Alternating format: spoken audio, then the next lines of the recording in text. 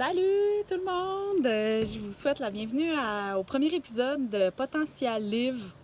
Potential Live, en tout cas, il n'y a rien de défini, là, encore rien de coulé dans le béton de ce côté-là. Mais j'ai l'intention de venir vous rencontrer live sur Facebook à toutes les semaines. Donc, le vendredi à 16h, je vais être là live. Pendant que je suis en vacances, je vais vous préparer des capsules qui vont être tournées d'avance. Donc, aujourd'hui, je suis super contente de pouvoir vous parler du sommeil parce que j'ai beaucoup de clients que c'est leur premier problème, si on veut. La première chose pour lesquelles ils vont me consulter, c'est parce qu'ils dorment pas bien. Là, le sommeil, d'abord, ce qu'il faut savoir, c'est que c'est pas tout le monde qui a les mêmes raisons pour lesquelles son sommeil est pas bon. Donc, ça peut être parce que on fait tout simplement, on peut être fatigué parce qu'on fait de l'insomnie. On peut aussi être fatigué puis manquer de sommeil parce qu'on fait des cauchemars. Il peut y avoir aussi plusieurs autres raisons comme les mauvaises habitudes de sommeil. On va en parler tantôt. Ça peut être aussi les hormones. Salut Marsara! Ça peut être aussi les hormones qui font qu'on dort pas bien. Les bouffées de chaleur, par exemple, là, rendu à un certain âge, ça peut arriver. Ça peut être notre alimentation, notre digestion aussi qui va faire qu'on dort pas bien. Donc moi, aujourd'hui, j'aimerais ça vous donner des trucs, des petites astuces pour améliorer votre sommeil, puis vous présenter des huiles qui peuvent vous aider là, à mieux dormir. Et je pense, entre autres, aux infirmières. J'ai mon amie Marsara qui me regarde ici et les infirmières font des chiffres. Des fois, c'est pas évident de vouloir dormir de jour. Tout ça, les huiles essentielles peuvent être super bénéfiques pour vous si vous avez un horaire atypique et que vous devez dormir de jour. On va pouvoir en reparler tantôt. Donc, c'est quoi les conséquences d'un manque de sommeil? Parce que le manque de sommeil, ça peut être un manque de qualité de sommeil comme un manque de quantité. Des fois, on a des jeunes enfants, ça va être le manque de quantité. Des fois, on dort de 11h à 7h le matin. On se réveille le matin, on est encore super fatigué.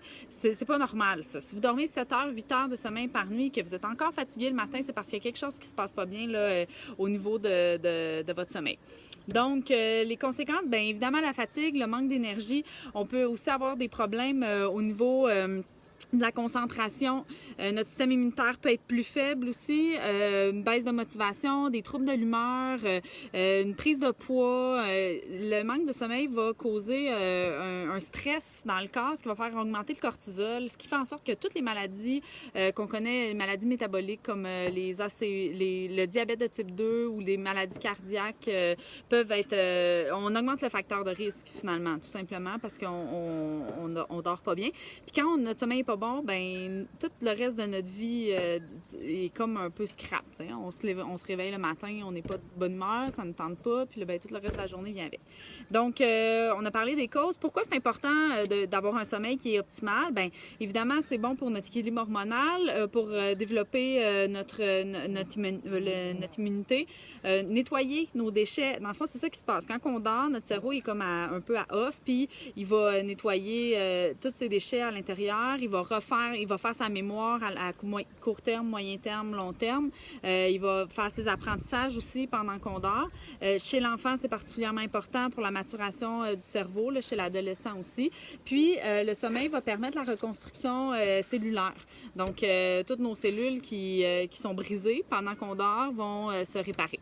Donc, je voulais mettre en garde parce que souvent, les gens, le premier réflexe qu'on va avoir, c'est je vais prendre une pilule, je vais prendre un somnifère, quelque chose qui m'endort.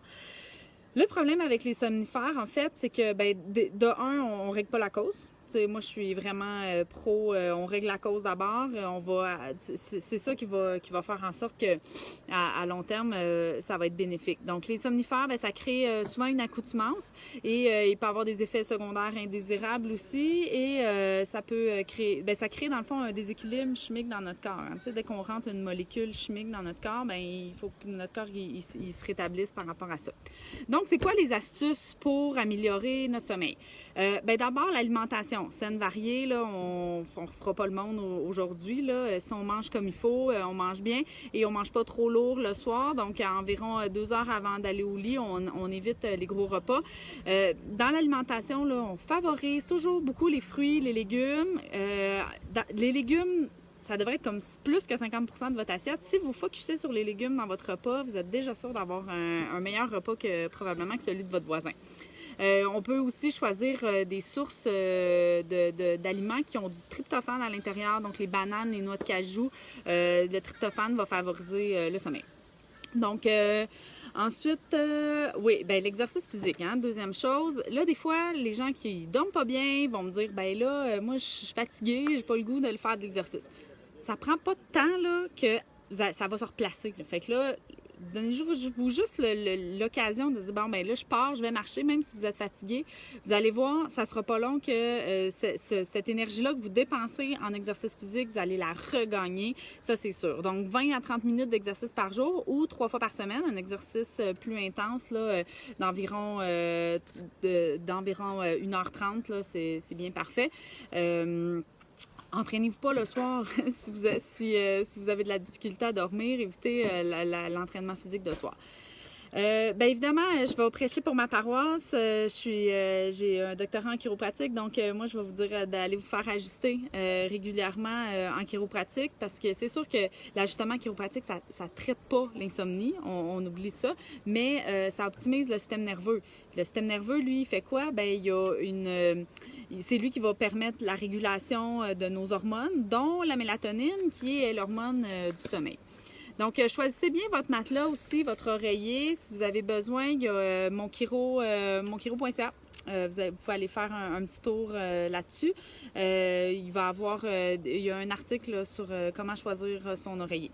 Ensuite, réutiliser votre exposition aux champs électromagnétiques si vous êtes sensible. Là, je ne dis pas que les champs électromagnétiques, c'est les vilains, mais si vous êtes sensible, ça se peut que vous soyez sensible à ça, fermez votre Wi-Fi, au moins éteignez votre cellulaire dans votre chambre, mettez-le sur le mode avion, dormez pas avec le cellulaire à côté de votre tête, là, ça peut vous nuire. Donc ensuite, optimisez l'air ambiant. Donc, dormez pas dans une pièce qui est fermée. Si c'est possible, ouvrez les fenêtres si vous n'êtes pas trop frileux. Laissez l'air circuler librement, puis on en reparlera tantôt, comment on peut utiliser les huiles essentielles pour optimiser l'air de notre chambre à coucher. Ensuite, privilégiez la noirceur totale. C'est pas facile à faire parce qu'on a tous souvent des cadrans numériques. Choisissez un cadran qui n'est pas numérique et fermez toutes les lumières si c'est possible. Parce que la lumière, évidemment, même les yeux fermés, ça vient déranger l'œil qui, lui, pense que c'est le jour. Puis là, il va sécréter des hormones qui vont faire que on va se réveiller. Puis là, finalement, on se réveille, il est 3 heures du matin, puis là, on se rendort plus. Bannissez les écrans au moins 1 heure avant d'aller vous coucher. Tous les écrans, si vous n'avez pas le choix, choisissez. Il existe des lunettes, là, mais on m'a dit que c'était assez dispendieux, là, puis qu'il y avait un peu de n'importe quoi sur le marché. Là. Je pourrais pas vous recommander quelque chose. Sinon, vous pouvez tout simplement mettre sur votre téléphone un écran de nuit là, qui va couper la lumière bleue, parce que la lumière bleue, ben, comme je disais, c'est elle qui va venir sécréter, qui va venir vous dire « Hey, c'est le jour! » Puis là, ben, on s'en va se coucher, fait qu'on s'endort pas. Utilisez seulement votre chambre à coucher pour le sommeil et l'intimité. Donc, je ne rentrerai pas dans les détails, là, mais on va éviter de travailler, par exemple, dans notre lit ou d'avoir des activités dans notre chambre à coucher, là, comme faire du sport. Là, c'est pas l'idéal. Écouter la télé non plus, c'est vraiment pas l'idéal. On va essayer de choisir une chambre qui est propice au sommeil, apaisante, avec des couleurs calmes. Vous pouvez mettre des plantes aussi dans la chambre. Les portes de placard qui sont fermées. On a le moins possible de trucs qui pourraient déranger notre esprit. Le jour, exposez-vous à la lumière du jour le plus possible. Ensuite, la routine. Ça, c'est super important. Puis même la fin de semaine, établissez votre routine. Couchez-vous toujours à la même heure. Levez-vous toujours à la même heure. Ça va programmer votre cerveau de façon à ce qu'à un moment donné, il va finir par comprendre qu'à 10 heures, c'est l'heure d'aller se coucher. Puis à 6 heures, on se lève. C'est tout. Ensuite, pratiquez une technique de relaxation si ça vous parle. La méditation, la cohérence cardiaque. La cohérence cardiaque, avant de s'endormir, c'est intéressant. On va respirer, inspirer 5 secondes. pendant 5 secondes. Ensuite, on expire pendant 5 secondes, puis on va faire ça à répétition pendant 3 minutes. Donc, ça va nous aider voyons, je cherche mon mot, synchroniser finalement nos ondes cérébrales, notre rythme cardiaque, tout ça. Ça va, puis tu sais, si vous êtes chanceux, vous allez vous endormir avant de finir le 3 minutes. Ça m'arrive de façon assez fréquente. Sinon, il y a aussi la gratitude. C'est quelque chose que j'ai découvert récemment, une petite technique qui, au moment où je me couche, je fais juste penser aux choses pour lesquelles j'éprouve de la gratitude. Ma nouvelle maison, ma famille en santé, mes enfants, mon chum, peu importe mon travail, la chance que j'ai de travailler avec les huiles essentielles. Toutes les raisons pour lesquelles j'ai de la gratitude, je les nomme, puis j'en nomme.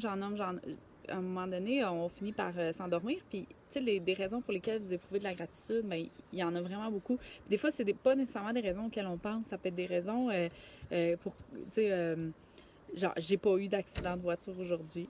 Merci la vie. Hein? Tu sais, il m'est pas arrivé de bad luck. Tu sais, ma mère est en santé. C'est vraiment super. Au cours de la journée, accordez-vous des pauses, parce que si votre cerveau travaille trop fort le soir, vous allez avoir de la difficulté par exemple, à toutes les 90 minutes, prenez une pause. Ça va permettre à votre cerveau, finalement, de faire le condenser, finalement, si on veut, de ce qui vient de se passer dans les 90 dernières minutes, puis on va pouvoir passer à une autre étape. Donc, comme ça, à force de le faire dans le courant de la journée, on ne se ramasse pas à la fin de la journée avec plein d'informations que notre cerveau doit condenser. Puis là, la petite souris là, qui fait ça comme ça, je la connais. Donc, prenez une douche fraîche. On aurait tendance à penser qu'on a une bonne douche chaude avant de se coucher. Ni. La douche fraîche, c'est mieux. C'est mieux. Ça, évidemment, abaisse la température du corps et les études démontrent qu'on dormirait mieux après une douche fraîche. Ensuite, je vais rentrer dans les suppléments. Parce que j'en ai parlé un petit peu au début, là, les problèmes de digestion, ça peut être en lien aussi avec l'insomnie. Moi, je suis convaincue que, tu sais, par exemple, le magnésium. Le magnésium, c'est un des minéraux... excusez, je me fais piquer. je vais me mettre de la lavande. Fait que... c'est ça, le magnésium, c'est un minéral qu'on a souvent en déficit, surtout au niveau quand on est stressé. C'est un magnésium, le magnésium... Oui, excusez, je suis un petit peu déconcentrée. Donc, oui, le magnésium est souvent déficitaire quand on est stressé et ça peut causer des problèmes de sommeil. Donc, je faisais une entrevue avec le pharmacien Jean-Yves Dionne il n'y a pas si longtemps. Si vous ne le connaissez pas, je vous recommande fortement son blog qui s'appelle Franchement Santé, qui me disait que les gens se tournent vers les pilules pour dormir, mais essayez le magnésium en premier, c'est souvent très efficace. Donc, la supplémentation, selon moi, c'est comme un must, là, vraiment. On pense qu'on mange bien, mais on a souvent des carences. Donc, un supplément de multivitamines, minéraux, ensuite des oméga-3, ça c'est sûr. Les probiotiques aussi. Donc, je commencerai avec une base de ça. Toutes mes clientes qui ont des problèmes de sommeil, qui l'ont fait, se sont vues vraiment grandement surprises par les effets. Donc, voilà pour les suppléments. Le magnésium. Ah oui, les enzymes digestives. Si vous avez des problèmes digestifs, vous pouvez penser à prendre des enzymes digestives, surtout le soir. Les huiles essentielles, maintenant, on arrive à la toute fin. Je vous présente une série d'huiles ici que vous pouvez utiliser. Ce sont toutes des huiles qui sont calmantes, apaisantes.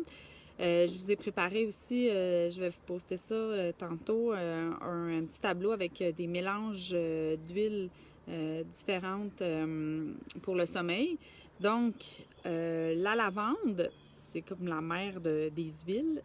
C'est comme la base, finalement. On commence déjà par essayer ça. Là, j'en ai parlé, c'est pas tout le monde qui a les mêmes causes d'insomnie. Donc, c'est pas tout le monde qui va trouver que les mêmes huiles sont efficaces. Je recommande souvent la lavande en premier parce qu'on a vraiment un bel effet.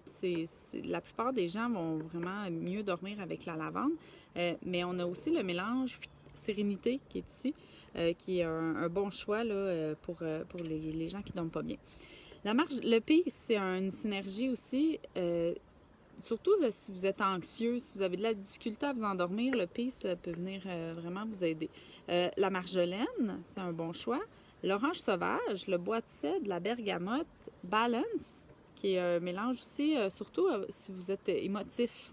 Vous avez des grosses journées émotives, Balance, ça va être un bon choix. Comment on va les utiliser? J'ai oublié de le mettre dessus, mais il y a le vétiver aussi. Donc, moi, les enfants, mon plus vieux, il dormait, en fait, il dormait pas, il dormait bien, mais à toutes les nuits, à 3 heures du matin, il venait nous rejoindre dans notre lit. Puis j'ai commencé à diffuser de la lavande et du vétiver.